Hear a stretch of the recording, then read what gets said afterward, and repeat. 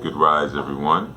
Ikaro, great dawning to you all. And I know you're greeting the new day with fervor, with good energy, or let's just say the energy that's needed to do what you need to do today. Of course, it's Chief Yuya bringing you from your shrine devotional. And, we're at the last day of the month for February. Today is the 28th. And I trust all of you have definitely gotten something of value. Of course, looking at the feedback, some of the comments, it seems like you have. And what I want to do in this segment is just kind of give you, not kind of, but I'm going to give you some tips on your journey in terms of this way of knowing and this way of living, and just some overall things. I'm going to go through them quickly and in no particular order. I had to kind of jot them down, but just a couple of things that will help you to maximize your time in this season of your life, dealing with Orisha and dealing with your Yoruba studies. Okay, so I'm going to just jump right into it. Number one, and again, in no particular order, since I listed them just now, and I put them on the list so I wouldn't, skip over anything. And I'm going to say for this one, I don't know if that's too loud for you guys, but I'm going to say for this one, a lot of times, I don't want anyone to, I have friends who own different kind of stores and whatnot, and, please don't get offended. But one of the first things I want to tell some of you that I see a trap you fall into is buying a lot of junk from botanicas and mystical new age stores. When you're on your journey, a lot of times we don't realize that people have been there before you, and they have already figured out a way to commercialize and monetize where it is that you're seeking to go and where you're striving for. So I'm just going to say it straight out, and I'm one who sells spiritual products, and there's certain things that, and I know the Alpha Omega store has not been, you haven't been able to purchase anything for a long time. And that's because I decided to completely redo, not necessarily the product lineup, but the way we were distributing the products, because we have so many clients overseas that the overseas shipping was getting a bit burdensome. So we have a whole new system that we're using now. So we're just taking my time with it. But if you notice, we weren't selling anything like good luck oil, money oil, passion oil, protection oil, or protection candles and stuff like that. And again, it's no strike against anyone who sells anything like that, but I'm speaking to my people. And I'll specify I'm speaking to our new people, especially on this one. For those of you who are into that stuff, or your response is, but I used it and it worked. Okay, cool. No problem. But just understand, praying to an invisible sky god will work too if you believe in it long enough, because it's usually your positive affirmations is actually making something work. And if you're employing products like that, usually what it is that you're trying to get done is so low vibrational that it's not difficult to do anyway. All right. But yeah, a lot of that stuff is junk.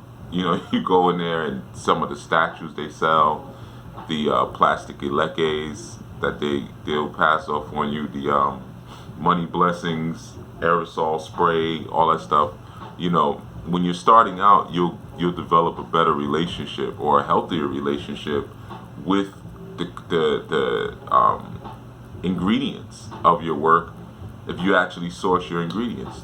For instance, you can make your own Florida water. I've been making my own Florida water for years. We also sell Florida water because I also use, when I'm doing rituals and stuff, a lot of times I'll use Florida water, but when I'm feeling in a certain mood, I'll use my own, but a lot of different blends, and of course Omiero I make for myself. Pretty much all my incense I make, and that stuff I don't sell just because it's it just takes a lot to make, and I'm not really into that part. But those of you who've done ritual with me, because everybody's always like, wow, where'd you get that from? That's incredible.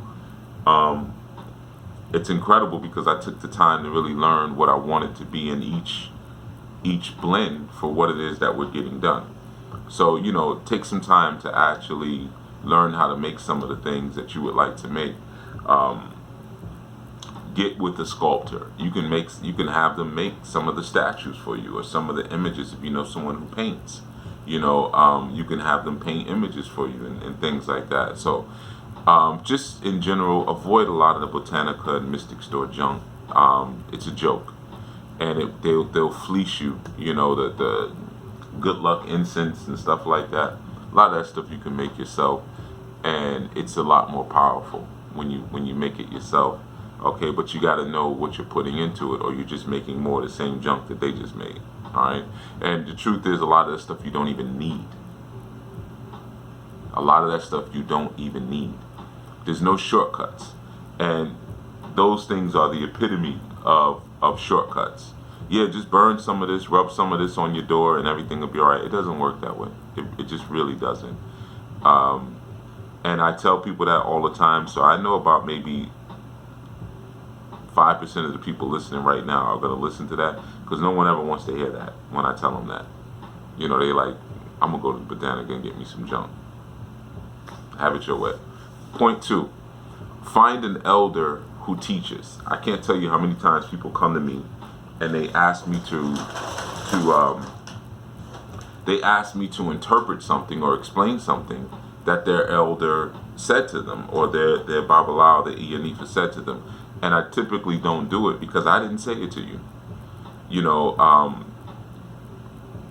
In this journey and in this work, as much as we might want to feel like I follow my own intuition and I don't need anyone and I don't work well with people and I don't do well with authority, if all of those kind of concepts are your answer, then honestly you're in the wrong place, because this system is not built around that. Yoruba culture is not built around Western individualism, or your inability to get along with people because you have emotional and psychological problems dealing with your own lack of development. So you got to get an elder. And I mean an elder, and let me be clear on this. When it comes to this journey, get an elder who has a mate. Get an elder who has a mate. I'm going to say it again. Get an elder who has a mate. If they don't have a mate, then I question their eldership. A lot of times, a lot of the problems that people come to me with, a lot of times are a product of garbage elders. They're not even real elders. They're just older people perpetuating themselves as elders. A lot of you are very matriarchal in your mindset because feminism has destroyed you. I'm just going to give it to you. Feminism has destroyed you. So when you start learning, the first thing you want to do is get underneath Iya. You want to get underneath Yeye this. And Yeye and Iya is chronically single. She's been single for the past 15, 20 years. And you don't know that that's an actual issue. Yeye or Iya, she started her spiritual house because she didn't have anything else to do with her life, because she didn't have a man. So where's her direction coming from? Where's her guidance coming from? I don't care how evolved she is, there's still a natural interplay that's supposed to happen, all right? She's not an elder. I don't care how cool you think she is, or she's so dope, and she's not an elder. He's not an elder if he doesn't have a family. He's not, okay? You're wondering why you always feel like whenever you're in the shrine, ladies, he's suggesting things that are inappropriate, or he's looking at you a certain way. There's a lot of temptation when you're doing this work for a man who may think a certain kind of way. You're experiencing women and men, but at their most purest and vulnerable moments. And sometimes, yeah, you will have women who just be like, Baba, I just want you to hold me. Like, I haven't been touched by a man in years. Like, please just hug me. And if you're not strong in where you're at, or you're not founded in the base of your own matehood and your own family, things could go in a direction that it shouldn't go. All right. So find yourself an elder who teaches. Don't get an elder and then say, but I'm going to go over to chief because he actually breaks things down and teaches things, but my elder doesn't really do that. Then why are you there with them? Stop wasting time. All right? Don't be afraid to ask respectful questions. Okay? So again, that kind of goes back to the same point. Sometimes people will come to me, they'll get an Odu, they'll get a reading, and then they want me to break it down. And I'll say, wait a minute, why didn't you ask the person who gave you the Odu to break it down? Oh, I don't know, I just, in the moment, I didn't feel like this. No, because a lot of times you want to be a know-it-all. So someone's giving you the reading, you're like, and you don't know what they're talking about. So just say, can you back that up, please? I don't know that term. I don't know what Iyami is. I don't know what the word Ashe means. I don't know what Ile is. I don't know what Egun is. Back it up, back it up, back it up, back it up. As priests, our job is not just to spout a bunch of stuff at you and then command and then try to demand your reverence for what it is that we just said. That's why I don't come into the room saying, I am the priest, because who cares? That's only relevant in certain environments. I have other accolades. I have certifications. I have trophies and awards that mean nothing to you all. Nothing. Because it has nothing to do with this community. So, don't be afraid to ask a priest. I don't understand that part. Could you explain it to me again? And keep explaining it until you get it. And they may say, okay,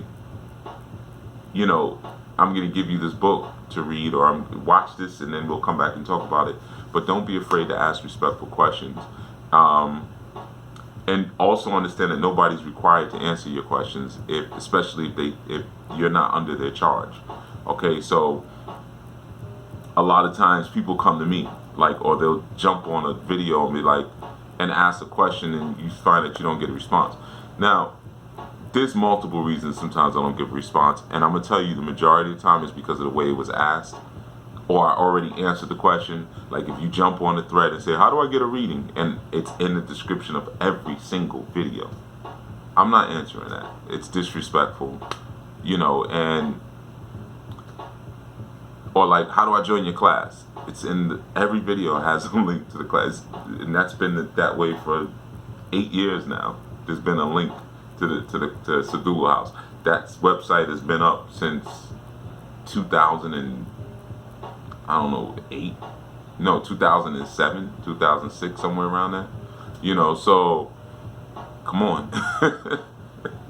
And at the very least, just type into Google Chief Yuya classes, Chief Yuya readings. See, if you're too lazy to do that, you're not that attractive as a student. I want you to understand that. So that's for any elder. When we get bombarded with silly questions like that, and I know some of you may not feel they're silly. You might be like, it's a legitimate question. But there's a level of work that you have to put into this work. Everything is not going to be handed to you, because that's not how you learn. You don't learn how to climb a mountain by jumping on my back and me carrying you up the mountain. I'm going to have to send you up the mountain, or we may walk together, or I might walk in front of you and shout down, come on, let's go. So don't be afraid to ask respectful questions, but just understand that everyone is not required to answer your questions. You're the explorer. Okay? Also, learn how to be respectful. And that I know sometimes could be a challenge, because people assume that they know how to be respectful sometimes, or that they're being respectful. But if no one's ever sat you down and taught you any kind of protocol for life, like this is how you talk to people, this is how you shake their hand, this is how you look at them, and you might not actually know how to present yourself to a person in a way where you're going to maximize the results of that exchange. Again, I can't tell you how many times people jump on a thread, whether it be on social media, and they're like, yo, Chief, so such and such and such and such. Or they start their comment off with question. So if such and such, I'm not answering that. That's rude. Would you just jump in someone's face in the street? Question. Well, actually, maybe you might, because people do that sometimes. Yo, what time is it? Not good morning. Excuse me. Can you tell me the time? So you might have to take a little bit of time to like learn protocol, and that's not a knock against anyone. It's a commentary on a society that many of us have come up in where we haven't learned any protocol, and it's just assumed that we know it. And I see so many disagreements begin that way because people assume common sense or common courtesy, and that's not a fair assumption. Honestly, that's not a fair assumption. Sometimes we have to learn. We have to go to finishing school.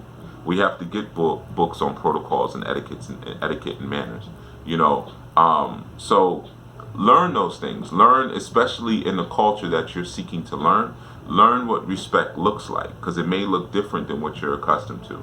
All right, so that's a very important thing. Like they say, you attract more bees with honey than with flies.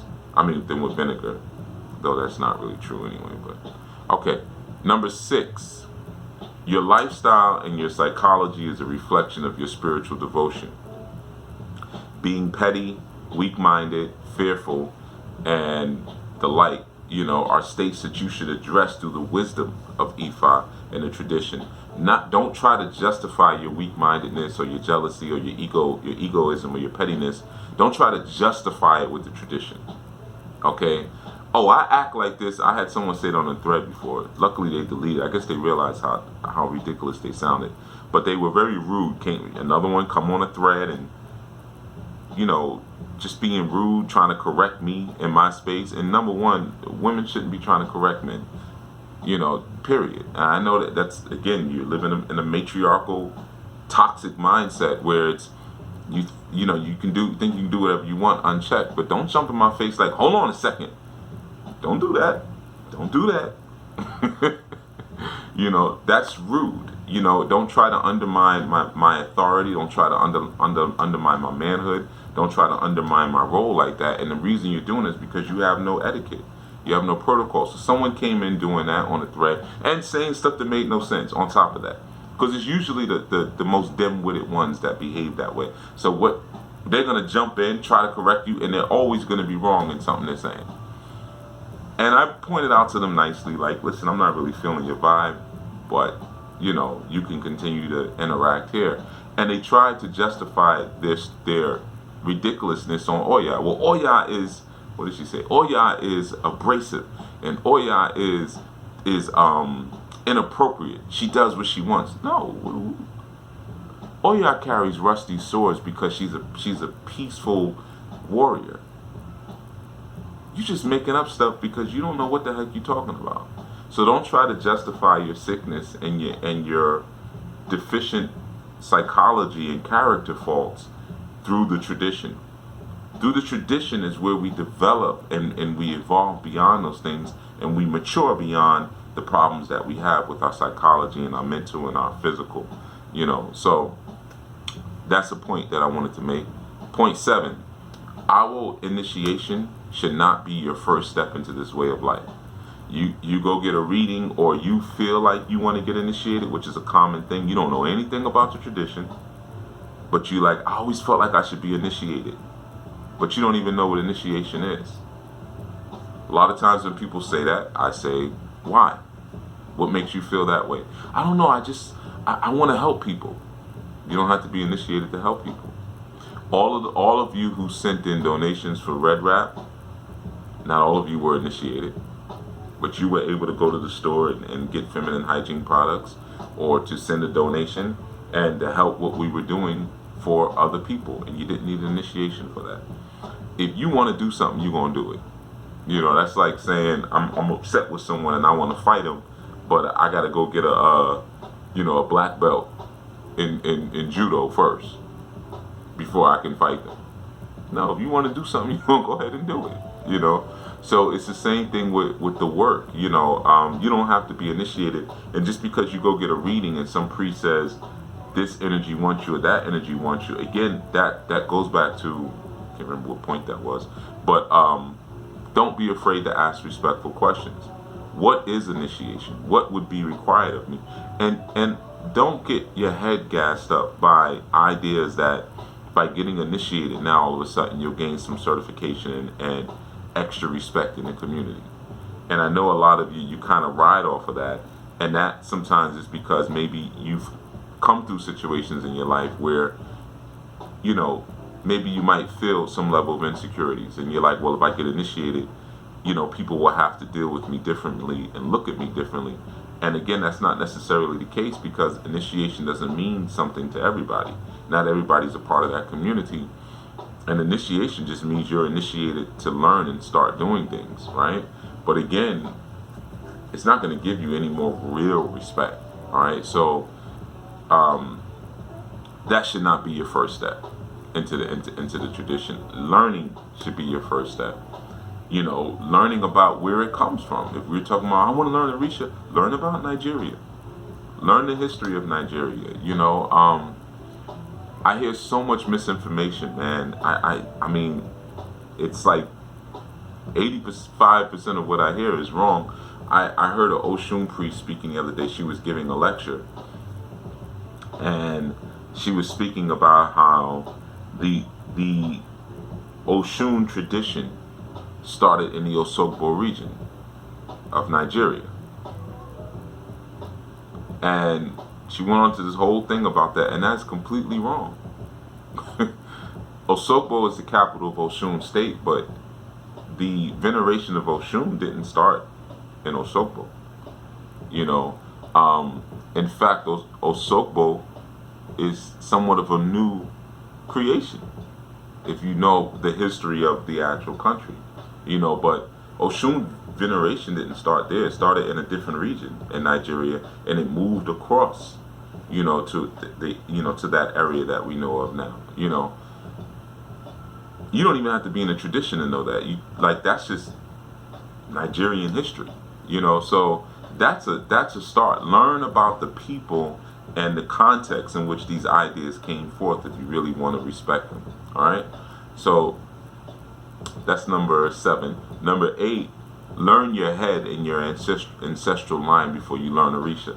Just because you go somewhere and someone says you look like Oshun, you look like Shango, you got that Ogun energy, so forth, don't get your head gassed up. Learn about this first. Learn about that first. And when I say that, that's that which is behind you, your ancestors. Learn those 2 things first, you know, before you start trying to emulate or again justify some of your behavior based on some energy somebody told you that you are, right? Learn what's going on up here. That's where you want to start, and what gifts and talents and power that you may have come with based on this thing. That's a healthier place for you to start in terms of learning and in terms of growing in this way. You have plenty of time for Orisha. They'll be there. But this thing is changing every day, and it's the only thing that it's going to be there when you die. It's just going to be this, okay? And your Egun will be waiting for you, okay? So start there, all right? And I know a lot of people may tell you something else. You need to get initiated. You're having all these problems in your life. Can't find a job.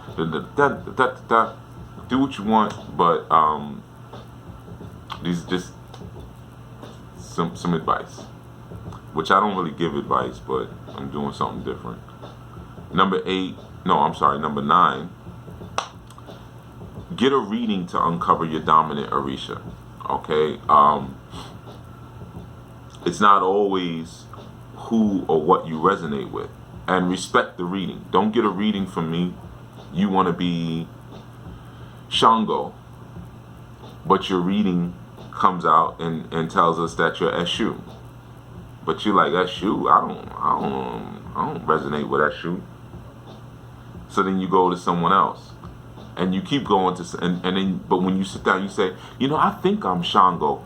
They might tell you you're Shango because they want that initiation money. But one of the things is you got to understand that these energies are vast, and they're never as small as you might imagine. Like no one would even, well, not no one, but a lot of people don't know that there's a very strong warrior component to the Oshun energy.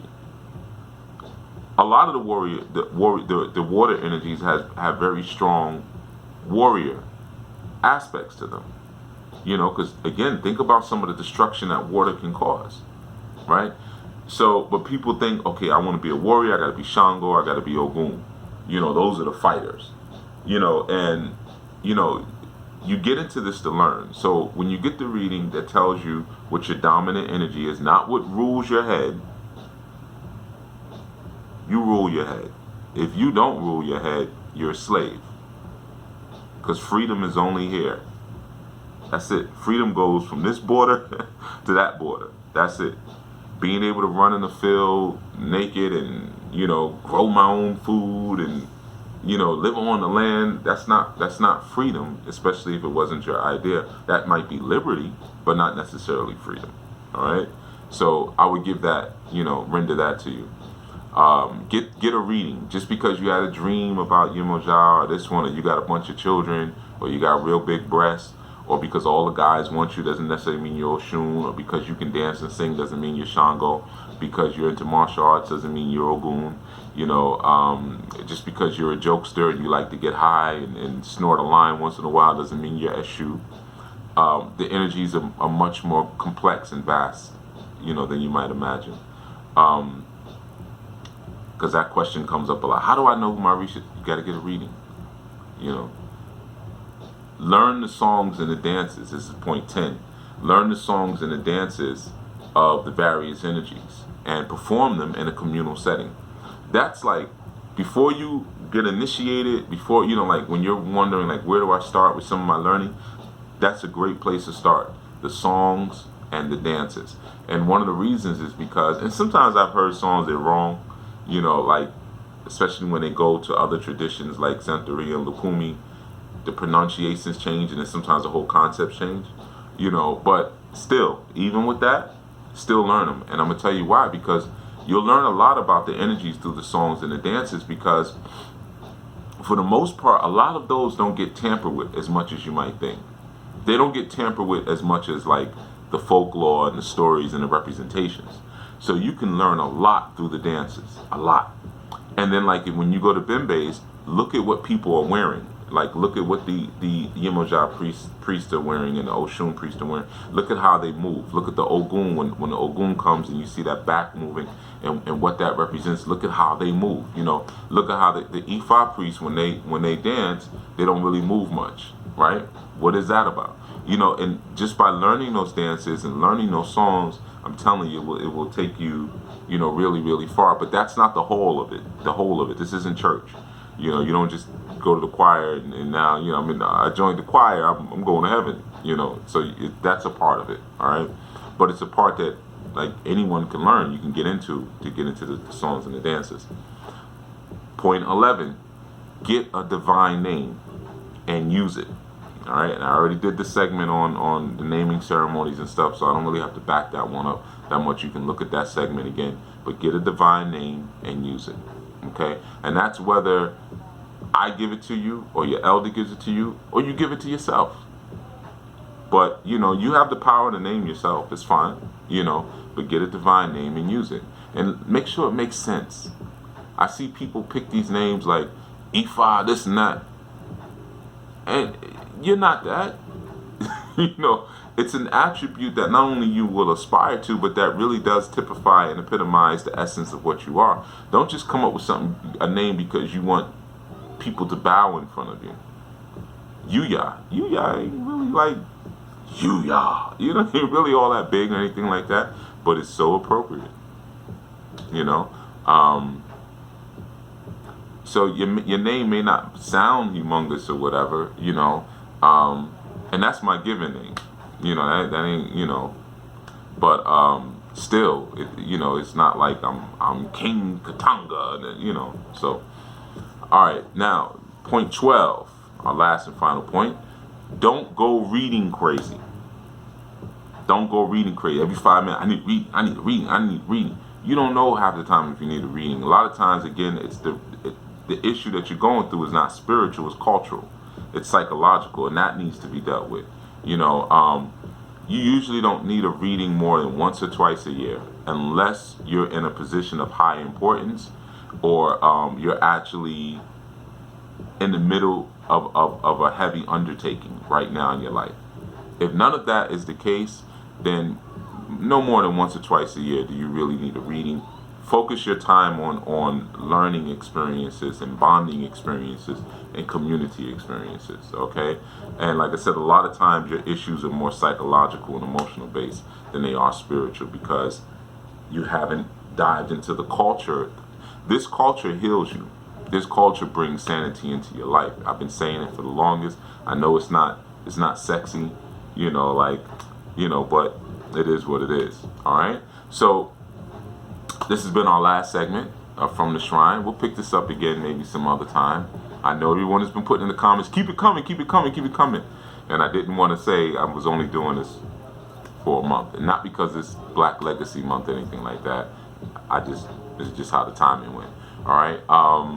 So you have 24, 25 segments to go back, review. I'll get these up on the podcast channel too, so you don't have to just go on YouTube to watch them, but you can actually get the audio from the podcast.